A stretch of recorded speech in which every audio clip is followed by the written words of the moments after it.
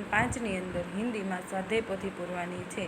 આપણે પહેલો બીજો પાઠ પૂરો કર્યો છે. પહેલાં બીજા પાઠની પ્રવૃત્તિ બાકી છે, પણ એ તમારી જાતે તમારે કરવાની રહેશે. હવે આપણે ત્રીજો પાઠ નન્ના મુન્ના રાહી ત્યારથી સ્વાધ્યાય પોથીમાં પૂરશું. તો બધાએ સ્વાધ્યાય પોથી લઈ બેસી જાઓ અને ચાલો હવે આપણે સ્વાધ્યાય પોથી પૂરું. મારી સાથે સાથે બધાએ પૂરવાની રહેશે. તો હવે આપણે આજે ત્રીજો પાઠ નન્ના મુન્ના રાહી હું મેં તો એ આપણે કરવાનો છે. એમાં છે પહેલો પ્રશ્ન કે પ્રશ્ન 1, નિમ્નલિખિત પ્રશ્નો કે ઉત્તર 1-2 શબ્દ મેં लिखी. તો આપણે પ્રશ્નોનો જવાબ 1 થી 2 શબ્દમાં આપવાનો રહેશે. તો એમાં આપણે પહેલો છે રાહી કેસા હે. તો કે પહેલો પ્રશ્ન છે રાહી કેસા હે. તો કે નન્ના, આપણે અહીં લખશું નન્હા મુન્હા. કેવો રાહી છે? તો કે નન્હા મુન્હા. જે આપણે અહીંયા લખેલું છે નન્ના મુન્હા. હવે આવે છે બીજું, તો કે नन्ना राही रस्ते पर कैसे चलेगा. तो કે नन्ना राही रस्ते पे निडर होकर चलेगा. એટલે કે એનો પ્રશ્નનો જવાબ છે निडर होकर. હવે છે બીજો ત્રીજો પ્રશ્ન, नन्ना राही अपने संग क्या बोलने के लिए कहता है. तो કે બોલો मेरे संग जय हिंद जय हिंद. તો શું આવશે જવાબ? જય હિન્દ. તો ત્રીજામાં જવાબ આવશે જય હિન્દ. ચોથો, नन्ना राही कहाँ दम लेगा. तो कि अपनी मंजिल पर पहुँच कर. तो कि नन्ना राही अपनी मंजिल पर दम लेगा. तो जवाब શું આવશે? તો કે अपनी मंजिल पर. તો જવાબ તમારે લખવાનો છે अपनी मंजिल पर. જે અહીંયા લખેલો છે अपनी मंजिल पर. જો અહીંયા લખેલો છે. હવે પાછા જોઈએ આપણે. તો કે હવે ક્યાં પહોંચ્યા? તો કે પ્રશ્ન 4 એટલે પ્રશ્ન 5. तो के नन्हा राही धूप में क्या बहाएगा. तो के पसीना. नन्हा राही धूप में क्या बहाएगा. तो के मैं पसीना बहाऊंगा धूप में. हरे हरे खेत लहराएंगे. तो પાંચમામાં શું આવશે? પસીના. હવે આવ્યું આપણે છઠ્ઠો. તો કે नन्हा राही किसका सहारा बनेगा. तो के नन्हा राही देश का सहारा बनेगा. बड़ा होकर मैं बनूंगा देश का सहारा. तो કે नन्हा राही से देशना सहारो बनશે. હવે છે સાતમો સવાલ. તો કે धरती पर कौन जन्म नहीं लेगा. तो કે पापी. धरती पर कौन जन्म नहीं लेगा. तो કે पापी. पापी न पाएंगे जन्म. પછી તો કે હવે આવે છે આઠમો સવાલ શું છે? તો કે देश का सिपाही कौन है. तो કે नन्ना मुन्ना राही. तो કે देश का सिपाही नन्ना मुन्ना. તો હવે આપણે આગળ જોઈએ. તો એટલે આગળને આપણે આનો પ્રશ્ન ફરીવાર એકવાર જોઈ લઈએ. તમે અહીંયા જુઓ, તમારે પ્રશ્નના જવાબ અહીંયા દેખાય છે. હું પ્રશ્ન બોલું છું, તમારે અહીંથી પ્રશ્નના જવાબ છે એ લખવાના રહેશે. राही कैसा है. तो કે नन्ना मुन्ना. પછી नन्ना राही रास्ते पर कैसे चलेगा. तो કે निडर होकर. नन्ना राही अपने संग क्या बोलने के लिए कहता है. जय हिंद. नन्ना राही कहाँ दम लेगा. तो कि अपनी मंजिल पर.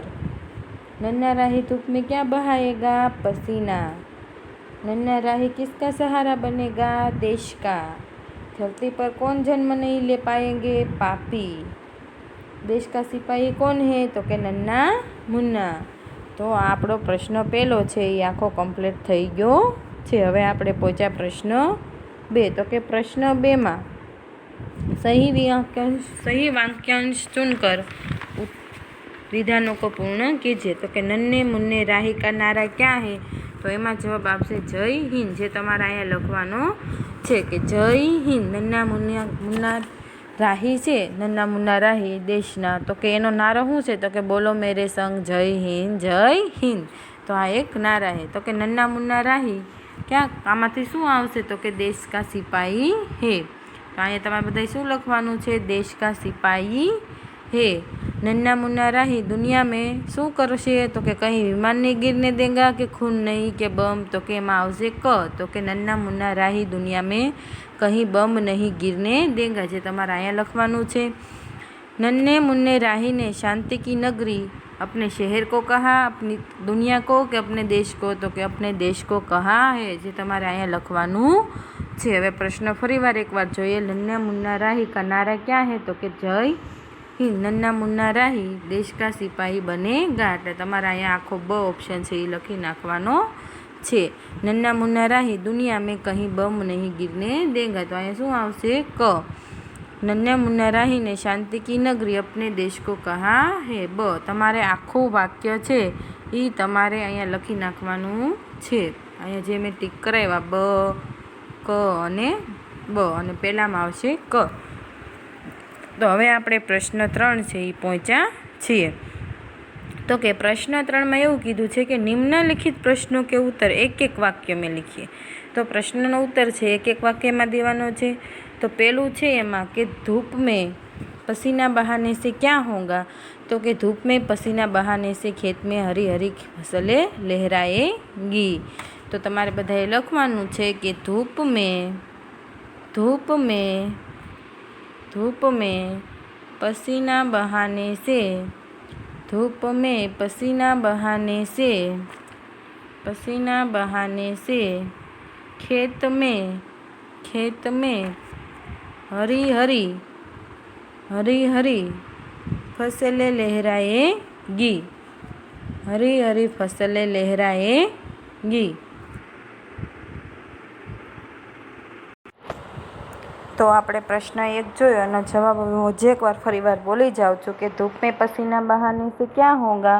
तो कि धूप में पसीना बहाने से खेत में हरे हरी फसलें लहराएगी। तो તમારે આ જવાબ છે લખી નાખવાનો છે। હવે છે પ્રશ્ન 2। तो कि प्रश्न 2 છે दुनिया की आंखों का तारा कौन बनेगा। तो कि नन्ना मुन्ना राही सिपाही बनकर दुनिया की आंखों का तारा बनेगा। तो હવે હું પ્રશ્ન પાછો ધીરે ધીરે બોલું છું, તમારે લખવાનો છે। તો કે નન્હા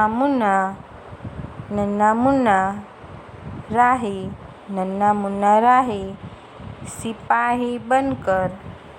सिपाही बनकर दुनिया की आंखों का तारा बनेगा। एक बार फरी बार बोलूँ छूँ। नन्ना मुन्ना राही सिपाही बनकर दुनिया की आंखों का तारा बनेगा। હવે આવે છે પ્રશ્ન 3। नन्हा राही सबको क्या सिखाएगा। तो कि नन्हा राही सबको प्यार भरा सरल व्यवहार सिखाएगा। જેમ આપણે કાવ્યમાં છે सिखाऊंगा मैं सबको प्यार का चलन। तो એનું આપણે લખ્યું છે કે नन्हा राही सबको प्यार भरा व्यवहार सिखाएगा। तो ચાલો હું પ્રશ્ન બોલું છું, જવાબ બોલું છું, તમારે લખવાનો છે। नन्हा राही सबको प्यार भरा व्यवहार सिखाएगा। फरी बार बोलूँ छूँ। नन्हा राही सबको प्यार भरा व्यवहार सिखाएगा। હવે પ્રશ્ન આપણે આખો બોલીએ છીએ કે પ્રશ્ન પહેલો धूप में पसीना बहाने से क्या होगा। तो कि धूप में पसीना बहाने से खेत में हरी हरी फसलें लहराएगी।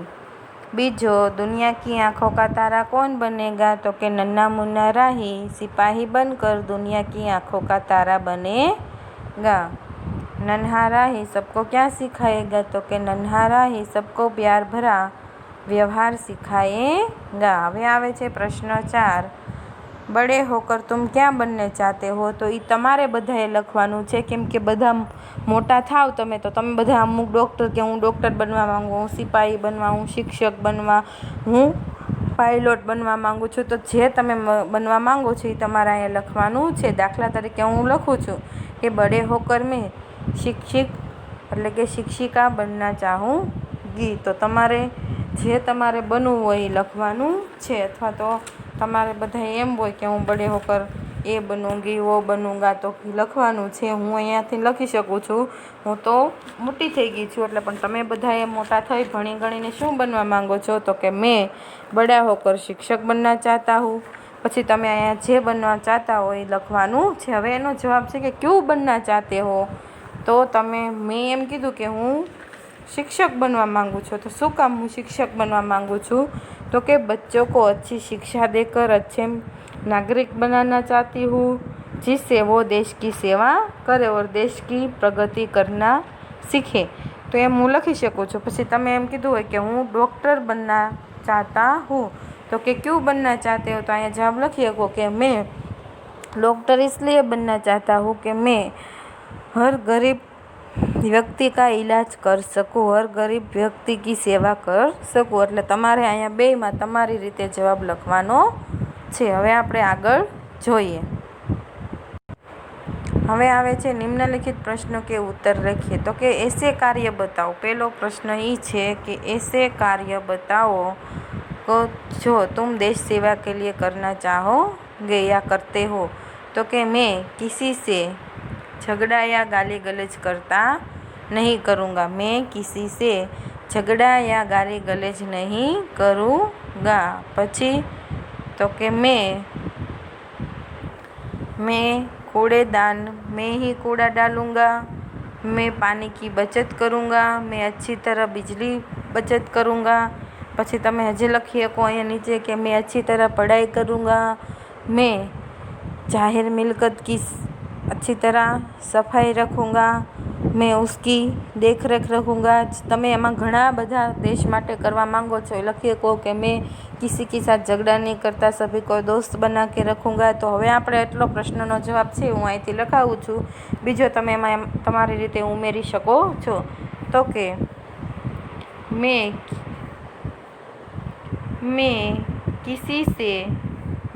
किसी से झगड़ा या गाली गलौज नहीं करूँगा। એટલે ઝઘડા યા કોઈને ગાળું કે એવું કાંઈ દશ નહીં કે ખરાબ શબ્દો છે એ કશ નહીં।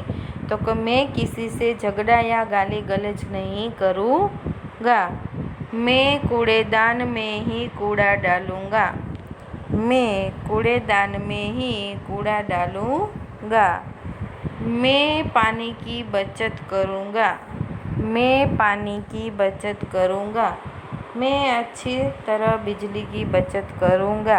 तो कि આપણે ઘરની બહાર વ્યા જાવી તો પંખોને એવું ચાલુ રાખતા હોય તો આપણે વીજળીની પણ બચત કરવી જોઈએ, પાણીનો બગાડ પણ ઓછો કરવો જોઈએ। પ્રશ્ન ફરીવાર બોલું છું।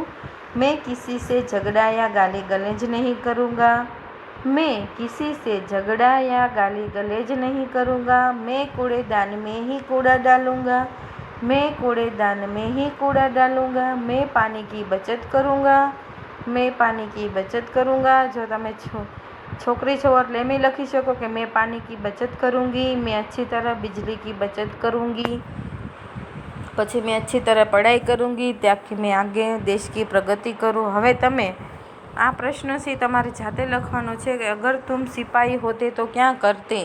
જો તમે સિપાહી હોય તો શું શું કરો। જેમ કે હું સિપાહી છું तो हूँ अगर मैं सिपाही होती तो डटकर सरहदों की रक्षा करती, किसी भी मुसीबत में राष्ट्र का द्रोह न करती, अपने समय में मैं એટલે કે એવો કોઈ આપત્તિકો સમય આવી જાય કે આફત આવી જાય, મુશ્કેલી આવી જાય તો मैं अपने प्राण भी दे देती, मैं देश के लिए जीती, मैं देश के लिए भी मरती। तो તમે બધા સૈનિક એક બની સિપાહી બની આર્મીમાં તમારે એવો શોખ હોય છે ઘણાને કે હું આર્મીમાં જઈશ, તો તમારે બધા એ જવાબ અહીંયા લખવાનો છે।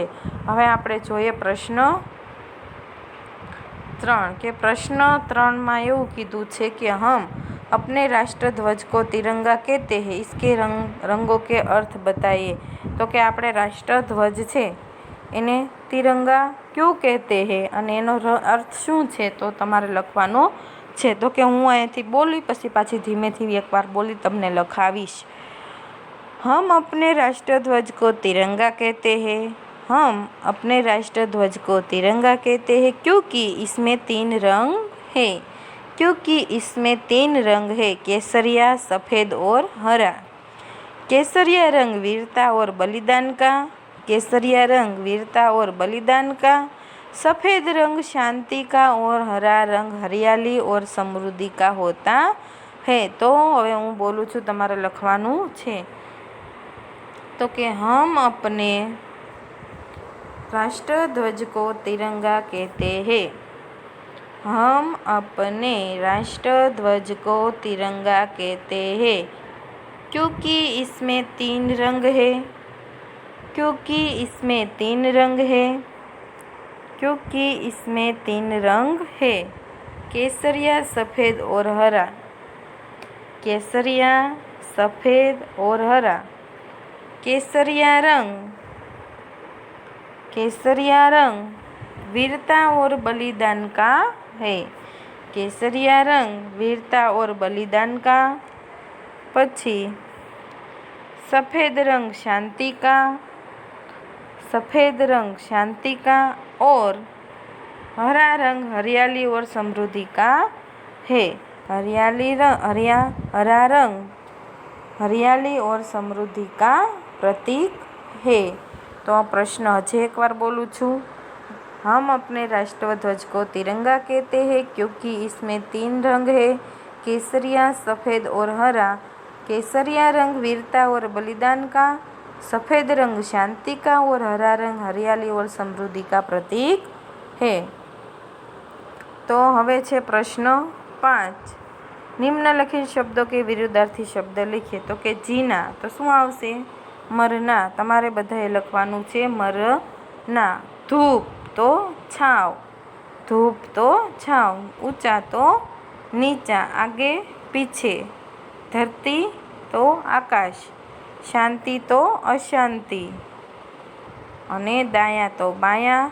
बड़ा तो छोटा। प्यार तो नफरत। केवा शब्द कीधा था? विरुद्धार्थी। फरी एक बार बोलूँ छूँ। जीना एटले मरना। धूप तो छाव। ऊंचा नीचा, आगे पीछे। धरती आकाश। शांति एटले अशांति। दाया एटले बाया। बड़ा एटले छोया ने प्यार एटले नफरत। आ बधा एना विरुद्धार्थी शब्द थया। हवे तमारे आगळ छे प्रश्न कयो छे? तो के प्रश्न 6। निम्नलिखित मुहावरेनो अर्थ आपी एनो वाक्य प्रयोग करवानो छे। मर मर कर जीना तो के बहुत कष्ट सहन करते हुए जीना।